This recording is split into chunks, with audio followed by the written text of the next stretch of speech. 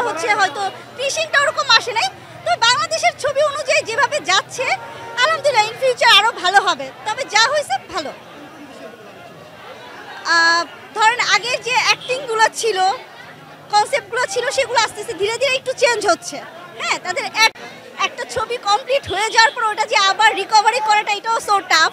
That's why ওটা যেটা হয়েছে আমাদের দেশীয় ছবি হিসেব করে আমাদের উচিত এটাকে আমাদের আরও মানে জানানো। হ্যাঁ, যে সামনে আমরা আরও ভালো সব কিছু আস্তে আস্তে আমরাও পরিবর্তন হচ্ছি, দেশও পরিবর্তন হচ্ছে, আমাদের সিনেমাও বাংলাদেশি সিনেমা আগের যে প্রেক্ষাপট ছিল বর্তমান প্রেক্ষাপটে অনেক মানে আস্তে আস্তে আগাচ্ছে। ইনশাল্লাহ অবশ্যই আমরা আশা করি ভালোই হবে। আসুক, আমি ছবি তৈরিও করি নাই, এখনো দেখিও নাই। ইনশাল্লাহ যখন দেখবো আপনাদের জানাবো। হ্যাঁ, রিলিজ হোক, আমরা ছবি দেখি, আপনারাও দেখবেন। হলে আসেন, ছবি দেখ। আমি মনে করি সিনেমা বাংলাদেশি সিনেমা থেকে আমিও আগে একটু অপছন্দটা কাজ করতো, অভিনয় ভালো লাগতো না, সিন ভালো লাগতো না, ক্যারেক্টার ভালো হতো না, কিন্তু প্রিয়তমা থেকে আমার একটু মেন্টালিটি চেঞ্জ হয়ে আসছে। দ্যাটস ওয়াই আজকে আমার এটা এই প্রবলেমগুলি খেয়াল করতে হবে, খেয়াল করে সিনেমা বানাইতে হবে, এটা 100% গ্যারান্টি। আর সিনেমার যে 4টা গান ছিল পরপর একসাথে 2টা গান এখানে কোনো দরকার ছিল না, ঠিক আছে। বরবাদ যে গানটা এটা আরও পরে দেওয়ার দরকার ছিল, যেটা পরপর গানটা দিয়ে দিছে, এটা তো খুবই বাজে ছিল। আর আমরা সিনেমায় যেটা দেখলাম এই আপনার এই ইউটিউবে যে গানটা আসছে ওই গানটার মধ্যে কিছু ভুল ছিল নায়িকা, ওই ভুলগুলো আমরা ভাবছি সিনেমার মধ্যে কারেকশন থাকবে, কিন্তু সিনেমার মধ্যে কারেকশন ছিল না, ঠিক আছে। এগুলি একটু খেয়াল করতে হবে ডিরেক্টরের।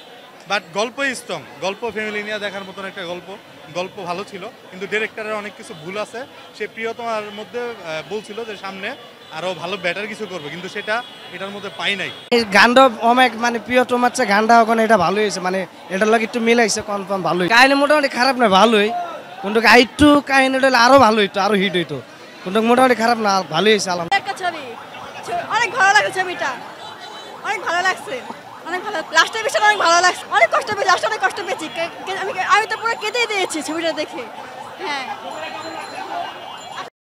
মানে ভাই আমি মানে আশা করে আসলাম ছবি দেখবার লাগে, আয় দেখে টিকিটের দাম বেশি, 100 টাকার টাকা 300 টাকা 400 টাকার টিকিটের দাম চেয়েছে, এই কারণে আর ছবি দেখতে পারলাম না। রাজকুমার, শাকিব খানের রাজকুমার ছবি মারামারি হয়েছে, এই যে টিকিট লাগে মারামারি হচ্ছে, এই কারণে আমাকে যাইতেছি আর ছবি দেখা হইল না। প্রায় 2 ঘন্টা 2 ঘন্টা আইব অপেক্ষা করছি, এখন যাইতেছি গে। হ্যাঁ, না না এরকম হইলে তো পাবলিক আসবে না।